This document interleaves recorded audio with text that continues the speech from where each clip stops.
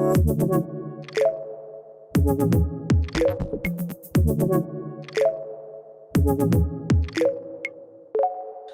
um prazer estar aqui nesse momento com todo mundo, né, com esse trabalho aí. E falar desse assunto, né, como identificar e lidar com riscos e desafios na transformação ágil. A ideia é uma troca de figurinha, um bate-papo aí, né, sobre justamente, né, algumas experiências sobre esses riscos e desafios, né, da implementação das estratégias, né, e de suas ações sobre essa questão de transformação. Porque às vezes a gente, né, já é difícil iniciar essa questão de já ter essa iniciativa, mas é muito mais difícil ainda, né, seguir com ela. E aí sobre sobre essas ações, né, a serem seguidas, que a gente encontra aí vários desafios. Então, comentar alguns aí em cima de algumas experiências, tá? Então, meu contato aí, Hugo Lourenço, né, convidar para acessar aí o site da Objetivo, nos conhecer aí para quem não conhece, quem conhece, né, atuar mais com a gente também. E os tópicos vão ser esses, né? Então, falar alguns exemplos de resultados, de transformações, para dar base, né, para falar sobre essa questão dos riscos e as estratégias. E aí uma grande sugestão, uma grande dica de como atuar, né, com esses riscos aí e fazer o fechamento. Bom, então começar por esses resultados, né, pegar apenas aí, e nesses resultados, né, o que estava por trás, né? Geralmente, né, as empresas, né, atuam com transformação, né, pensando o quê? Em como transformar, né, e por que transformar. Então, basicamente, né, a gente trabalhar com essa transformação como empreendimento, né, esse conteúdo que eu apresentei na apresentação de segunda-feira, né, até peço para quem não assistiu, assistir, que está muito interessante, né? A agilidade como um meio, né? Uma visão estratégica para a gente atuar com isso, sempre baseado em dados, para a gente conseguir nossos resultados de adaptação, né? Praticar valores, né? Baseados em Lean, baseado na agilidade, esse tipo de coisa. E com essas práticas, ou seja, a gente implementando aí algumas questões aí para transformação, né? Isso aqui é um exemplo de um resultado de assessment que nós fazemos. Então nós temos aqui, né, justamente alguns pontos de dores, né, onde o contexto teve algumas dores nessa questão da transformação, e pontos de melhorias, né? Então foram identificados alguns pontos de melhorias. E a gente vê que é muito forte, né? Questões de eficiência de processo, questão de proposição de valor, né? Uma questão de portfólio, né? Melhorias contínuas, e principalmente também questão de previsibilidade, né? De entregas em seu negócio. Então, essas questões são muito fortes quando a gente fala aí de transformação. Geralmente são dores comuns de aparecer. E para essa transformação, né, então a gente cria aí um plano de evolução, né, um plano de melhorias para fazer uma evolução, e com isso a gente começa a executar essas ações. E por mais que a gente tenha um plano e essas ações começam a ser executadas, a gente começa a mapear o contexto, a medir esse contexto, e com isso a gente vai começar a ter os primeiros resultados aí para uma visão de análise, para uma visão de ações efetivas para melhorar o contexto no qual estamos atuando aí nesse plano de evolução. Né? Então, aqui é um exemplo de um Value Stream Map, esse Value Stream Map, né, sendo aí categorizado, transformado numa visão aí, consolidado num CFD para a gente tomar as ações, né? E aí a gente tem outras métricas ágeis que a gente pode trabalhar no contexto. E então, esse contexto, né, ele pode ser a base, pode ser uma das bases para a gente começar a analisar, né, várias ações, vários pontos de melhorias, né, em nossa jornada de evolução. E aí que entra esse assunto de riscos. Então, beleza, nós temos aqui as ações, estamos executando as ações, né, já temos um monte de causas raízes identificadas, dores mais e melhores identificadas, transparentes, visíveis, latentes, né, e aí beleza, a gente precisa, né, evoluir ainda mais esse plano, refinar esse plano e continuar executando esse plano, e aí é onde as coisas podem acontecer em termos de impedimentos, riscos, para essa estratégia não acontecer. Né? Então, aí quero trazer essa visão aqui, onde, fazendo uma analogia para o contexto, então essa parte do CFD, então vamos considerar que justamente nessa parte onde a gente vê que não há uma evolução, né, não está tendo entregas nesse fluxo, então basicamente o quê? Pode ser um contexto de as-is, né, onde não há uma execução de um plano de melhorias forte, né, efetivo, eficiente, a demora em execuções até desse próprio plano ou a inexistência de um plano de melhorias, e ocorrem outros riscos, fatores, né, dentro ou fora da organização, do time, que faz com que a gente tenha essa visão aqui, né, essa visão de não entregas. E depois que a gente toma alguma ação, né, depois que a gente realiza algumas ações, então isso é comum acontecer, né, realmente quando a gente começa a tomar ação para as coisas, aí sim, a gente começa a ver no fluxo as coisas acontecerem, né, ou seja, tirar impedimentos, fazer melhorias entre etapas do processo, do VSM e outras coisas do tipo aí, né, uma visão mais holística e mais system think pode nos ajudar a tudo isso. Então é comum quando a gente tem lá ações acontecendo, a gente ter essa melhora, né? Ou seja, a gente realmente ter as entregas acontecendo. E o que pode acontecer também, né, o que em experiências passadas foi comum observar justamente isso. Toma-se ações, mas depois o que? Entra de novo naquele starvation, entra de novo naquela visão de que os problemas, os riscos, as ameaças começam a acontecer e o time ou o contexto não consegue evoluir, não consegue continuar com as ações, né? Então, a ideia aqui é acender esse alerta, né? Não basta a gente fazer, né, tomar ações pontuais e parar, tomar ação pontual e parar. A gente precisa de ações contínuas, um planejamento e ações contínuas, feedbacks contínuos acontecendo, experimentações contínuas para que a gente sempre fique num nível, né, num adequado de evoluções e de melhoria aí de todo o fluxo, de todo o contexto. E alguns pontos para isso, né, alguns pontos que nos ajudam a ter esses problemas, né, de continuar com essas evoluções, de continuar com a aplicação, com a execução das ações, justamente, né, um primeiro ponto aí que considero muito importante é a questão cultural, né, o legado cultural que nós temos dentro do ambiente, do contexto da empresa, né, e depende de onde nós estamos transformando. Então, basicamente, é o status quo. Então, o status quo é uma grande barreira que a gente precisa identificar, ver como evoluir esse status quo, né? Porque não é incomum iniciativas de a gente ter forte resistência, né, da alta e média gestão, né? Então, principalmente em ambientes muito tradicional, a alta e média gestão pode ter uma resistência forte ali, então a gente precisa trabalhar muito com essas gestões, com lideranças, formar líderes, né, ágeis ali dentro, para ajudar nessa visão. E é comum aparecer aquela questão assim, há 5 anos eu faço isso, faço desse jeito, há 10 anos eu faço assim, a empresa tem, né, 15 anos, faz 15 anos que fazemos isso desse jeito, e aí fica aquela resistência, né, de experimentar algo, de fazer algo diferente, e isso faz com que cria-se, né, ou seja, uma verdade dentro do contexto que é as famosas crenças limitantes, né? Então a gente precisa trabalhar nessas crenças limitantes também para poder explorar mais o contexto e fazer as ações, né, fluírem.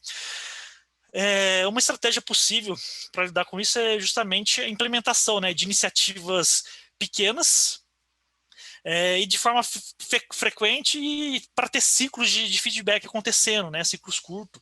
Então, com isso, a gente vai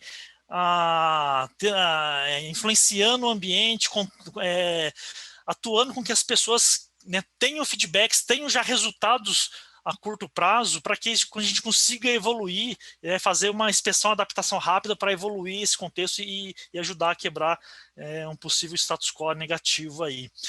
Né? É importante também, né, o C-Level estar ciente, não só ciente, mas Vi também muito dessa mudança, dessa evolução, né?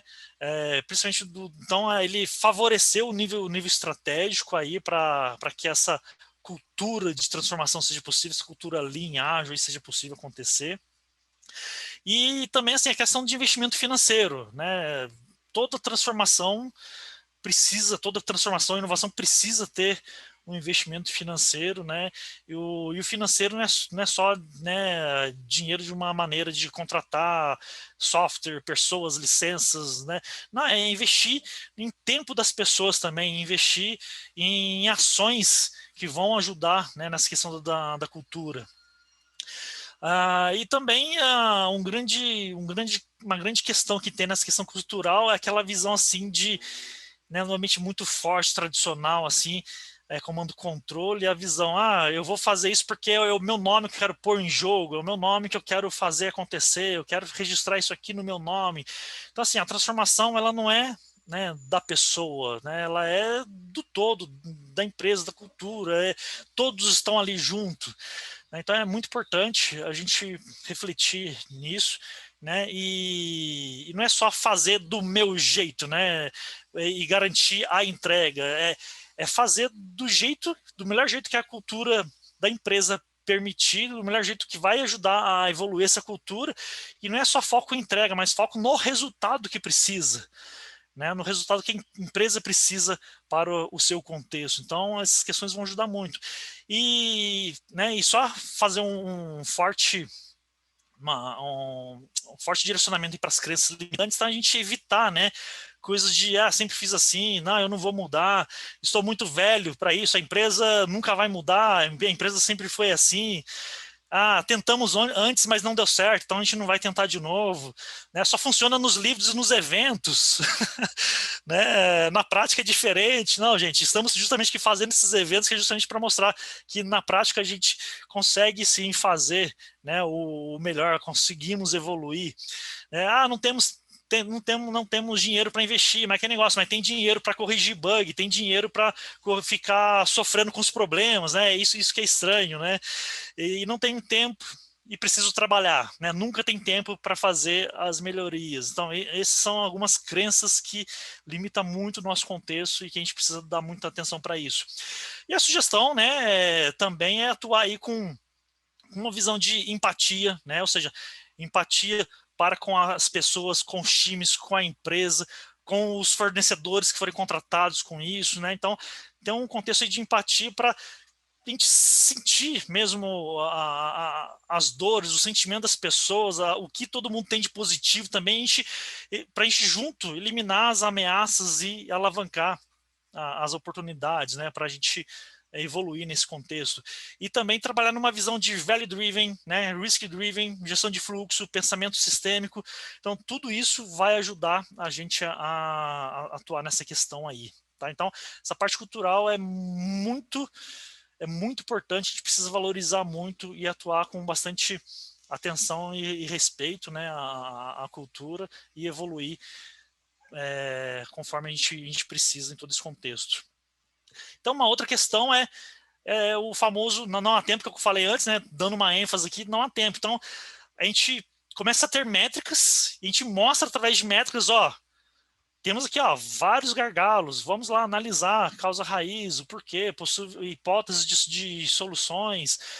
Mas eu não tenho tempo, não dá, eu preciso entregar, estamos atrasados, o cliente está pedindo muita coisa, a gente precisa atender o cliente, o chefe está pedindo muitos relatórios, né? Então o time precisa focar nessas entregas do chefe. A gente tem que atender as outras áreas da empresa, não dá para atender, não dá para fazer essa ação aqui. Então, assim, gente, se a gente fica preso em impedimentos e problemas, né, realmente a gente não vai ter tempo para isso. Então, assim, precisa chegar numa solução para adequar isso, né? Claro, atuar conforme as restrições, mas arrumar um jeito de ter tempo, né? Gerenciar melhor o nosso tempo para a gente continuar com as nossas ações, continuar com o nosso plano de evolução. E também uma questão de acordos de negócio, que é muito forte aqui, né, os contratos. Né? Então, Eu gosto muito dessa figurinha aqui do contrato, né? Um contrato sendo aí preso com um cadeado, porque se é uma relação dessa, se a gente prende, né? Ou seja, se é aquele contrato que a gente está fazendo para multar, para penalizar apenas, ou seja, não é um contrato que realmente vai facilitar as coisas, não adianta muito, né? Então a ideia de uma visão de um contrato ou outros acordos assim é a gente fazer esses contratos, né, que sejam aderentes à agilidade, aderente ao Lean, né, aderente ao que a gente precisa para realmente fazer a nossa transformação. Então, um contrato ele vai facilitar muito. Então, seja contrato de software, seja contrato com prestadores de serviço, com consultores, ou contratos, né, com pessoas que a gente vai alocar dentro do time. Sim, tem que ser um contrato ou termos ou políticas que vão ajudar a ser aderente ao que a gente precisa na agilidade, ao mundo Lean, para nos ajudar nessa transformação. E a questão aí de não acreditar, né, na estratégia ou nas próprias ações. Então ela está muito ligada à cultura, que é aquela visão assim, se as pessoas, principalmente se a autogestão, o middle management, não confiar, não acreditar, não querer fazer essas ações, não adianta a gente fazer um plano e não executar esse plano e não confiar, né? Então, a partir do momento que a gente constrói o plano e o plano ele está engajado por todo mundo está confiante nesse plano, né, de evolução de melhorias, né? Lembrando, estamos na vibe ágil, não é aquele plano do tradicional gigante, não.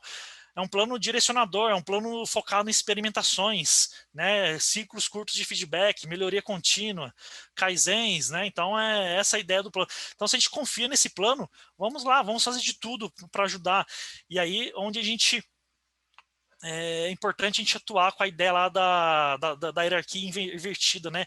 Numa estrutura, né, onde a gente tem o comando do controle forte, que é o de baixo, a estrutura de baixo faz porque o de cima está mandando, o de baixo faz porque o de cima está mandando, o de baixo faz porque o de cima está mandando, né? Nem sempre vai ajudar numa questão evolutiva, onde se a gente inverter essa pirâmide e trabalhar com o seguinte mindset, né, com a seguinte mentalidade de que a estrutura de baixo vai fazer de tudo o melhor para a estrutura de cima dar o seu melhor, fazer o seu melhor, possibilitar o seu melhor para dar o melhor resultado. Então, essa estrutura vai fazer o melhor para o de cima fazer o melhor, essa estrutura vai fazer o melhor para o próximo fazer o melhor e assim por diante, né? Então, a ideia aí, um resumo da pirâmide invertida. Então, isso vai favorecer muito, né, a gente trabalhar com a execução das ações. E também, né, o impacto, né, de não aceitar a transformação ou evolução, ou seja áreas ou clientes internos ou externos, a gente vem com ações, né, de práticas aí, Lean, ágil, etc., de produtos, né, para evoluir alguma coisa, mas a gente tem restrição do outro lado. Então é comum outros contextos não aceitarem. Então, às vezes o seu cliente, ele está lá todo fechadão, né? Mas ele não a cultura dele não é aderente a essa transformação, então vai ter um bloqueio ali, e a gente precisa atuar junto nisso, e o cliente pode ajudar muito também nessa questão, e precisa ajudar, então a gente precisa ter uma visão sistêmica das coisas, né? E trabalhar em todas essas conexões, esses relacionamentos para a gente ter o resultado comum, né, dentro desses sistemas aí. Então, a mesma coisa para cliente externo e também cliente interno, né? Seja outras áreas, sejam outros profissionais aí. E a questão da execução lenta.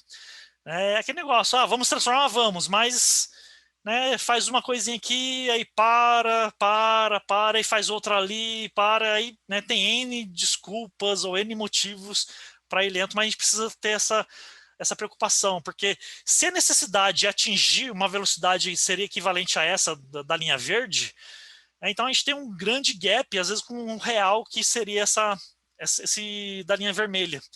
Então a gente precisa atuar nesse gap para ver como, né, a gente ir na velocidade que a gente precisa, que a organização necessita, que o business necessita.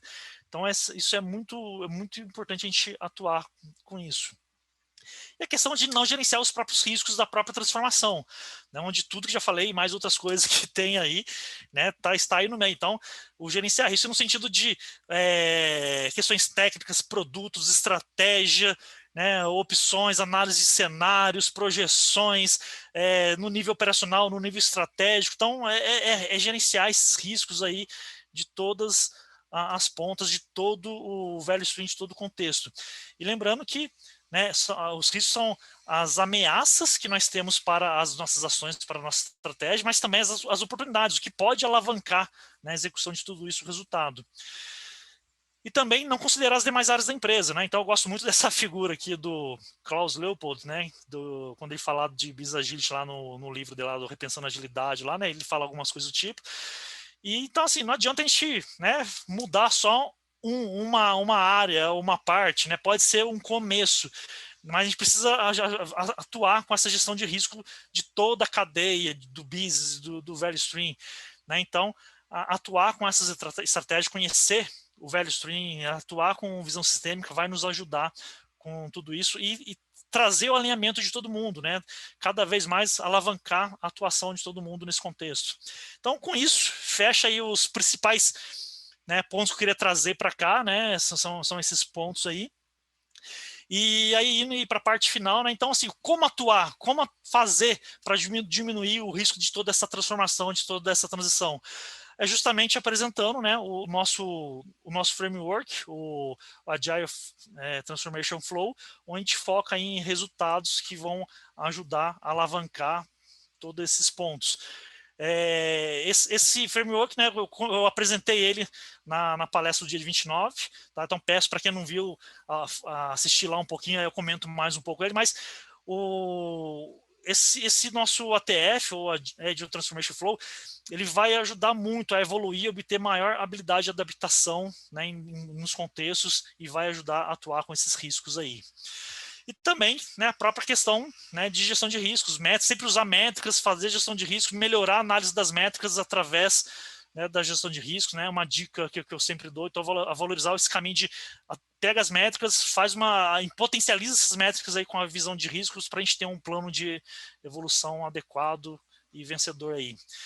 Indo para a conclusão, né, então, o sucesso depende também das questões culturais, comportamentais e tecnológicas, né, onde o ATF vai nos ajudar nesse equilíbrio, e fica aí o convite, né, o lembrete para verem ou rever justamente a apresentação que foi feita aí no dia 29, né, como transformar e evoluir, né, através do ATF.